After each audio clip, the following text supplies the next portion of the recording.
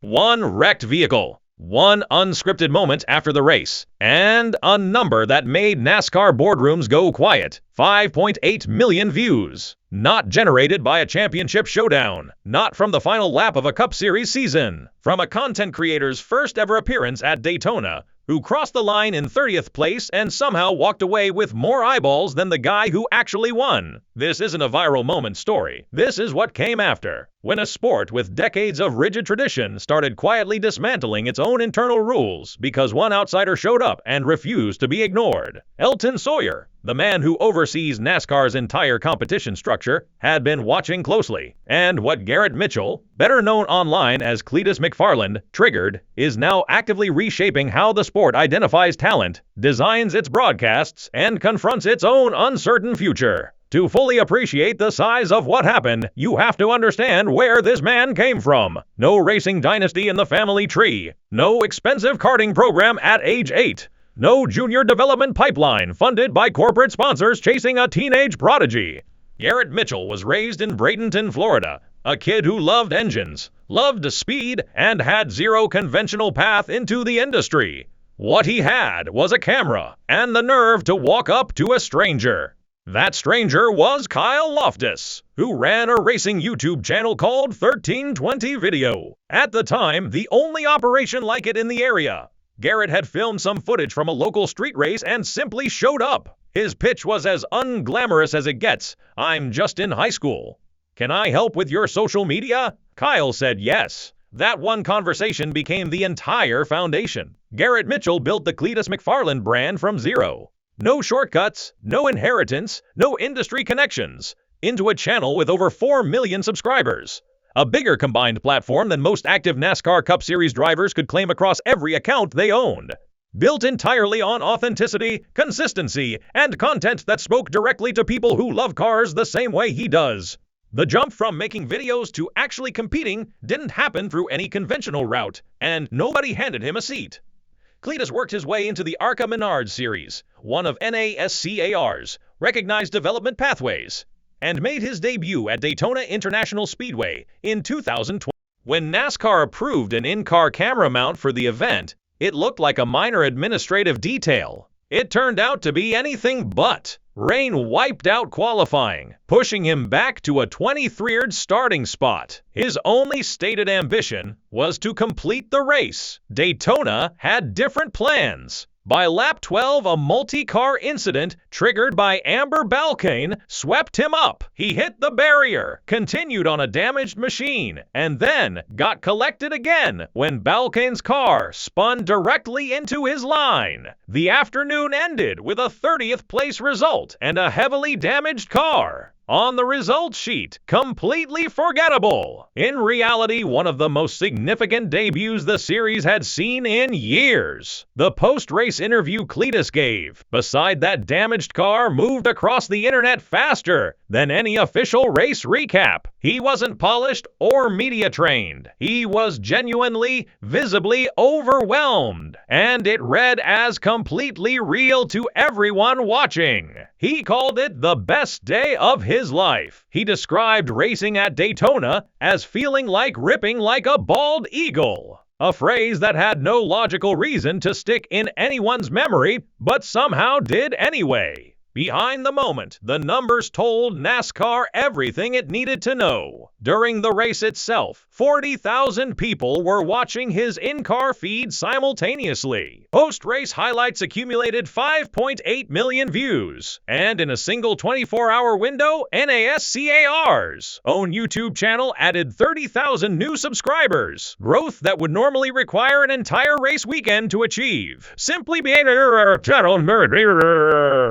Back to the source. That data didn't get buried in a quarterly report somewhere. When Cletus returned to competition at Talladega Superspeedway for the General Tire 200, he brought the momentum of that debut alongside the mechanical misfortune that seems to follow authentic racing stories. Starting 24th in the number 30 entry for Rhett Jones Racing, a valve spring failed on lap 5. For the majority of a 200-mile superspeedway race, he was running a 7-cylinder engine. He described it plainly. The valve train was rattling. The team checked it in the pits, and then sent him back out with instructions to see what the car could take. His response was to lean on everything veteran Greg Biffle had been teaching him about drafting at superspeedways.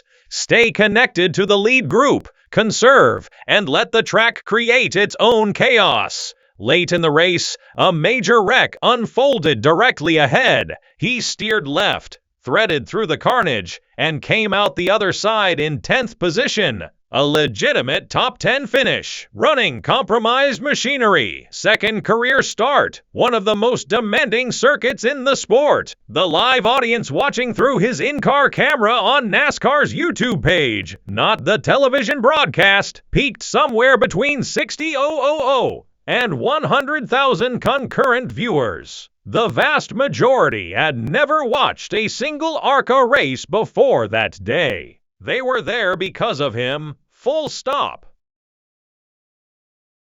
Max Papis, a widely respected racing veteran, came down to the pit lane specifically to find him afterward. His raid, the guy isn't a YouTuber who also races, he's a racer who happens to make videos. Travis Pastrana, who had raced directly against Cleetus at multiple events, echoed that evaluation. The man consistently downplays his own ability behind the wheel, but he can drive anything. Not everything moved in his favor. NASCAR declined his entry into the O'Reilly Auto Parts Series race at Talladega, and the audience reaction was immediate. Fans struggled to make sense of a legitimate top 10 ARCA result at the same venue being followed by a rejection to compete at the next level there. NASCAR's Executive Vice President John Probst addressed it directly. This wasn't about his follower count or what he was worth to a sponsor. The organization wanted to see more racing development before advancing him. They acknowledged the steep learning curve and committed to progressing him as quickly as they responsibly could, but on their own timetable, not the internet's.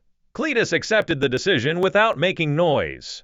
Probst publicly noted that response as genuinely professional. What happened behind the scenes, however, was more significant than the public ruling. NASCAR began restructuring its approach to digital access, widening in-car camera availability, giving drivers more latitude to stream and post content during race weekends, and formally building content creators into broadcast planning. Inside the organization, staff began using a specific phrase to describe the shift, the Cletus McFarland effect. Teams started factoring social media reach into driver evaluation alongside traditional performance metrics. The informal concept of a driver's digital audience carrying real competitive and commercial weight started being called the Cletus Clause. By 2026, the story had moved well past eligibility arguments and viral statistics. Cletus McFarland earned a NASCAR Craftsman Truck Series entry at Daytona, lining up against three-time Cup champion Tony Stewart and Travis Pastrana in a 36-driver field. He joined Nice Motorsports in the number 4 Chevrolet Silverado RST, with Black Rifle Coffee and Brunt Workwear backing the effort. He completed a mandatory test session at Rockingham Speedway beforehand to earn super speedway clearance. His own assessment of 1 year of experience had changed. Familiarity. He knew where his car was. He recognized faces in the garage. He understood the track. The difference between someone finding their feet and someone who actually belongs. But the detail that defined that Daytona week had nothing to do with lap times or sponsor announcements. Hall of Fame nominee, one of the 75 greatest drivers in NASCAR history, 18 years at the top level of the sport, died in a plane crash near Statesville, North Carolina in December 2024. He was 55. Biffle had been personally coaching Cletus on superspeedway racecraft, had been actively planning to run ARCA alongside him at Daytona, and had become one of the most consequential people in his entire racing journey. Both Cletus and Pastrana ran Be Like Biff lettering across their truck beds that week, with Biffle's number 16 displayed beneath a halo. Cletus had cut Pastrana's sleeves off at a media appearance the day before the race, a direct callback to Biffle's signature style. He had delivered the eulogy at the funeral. His words at Daytona carried all of that weight. His 2025 ARCA numbers had told the story of a driver actually improving. 10th at Talladega, 9th at Charlotte, 17th at Bristol. Consistent forward movement across 4 starts. His own reflection on the growth centered on judgment, knowing now when risk is worth taking and when it simply isn't. NASCAR commentator Mike Joy had already named the fundamental problem out loud. The fan base is aging, and the sport is struggling to connect with younger audiences before they make up their minds about whether racing is for them.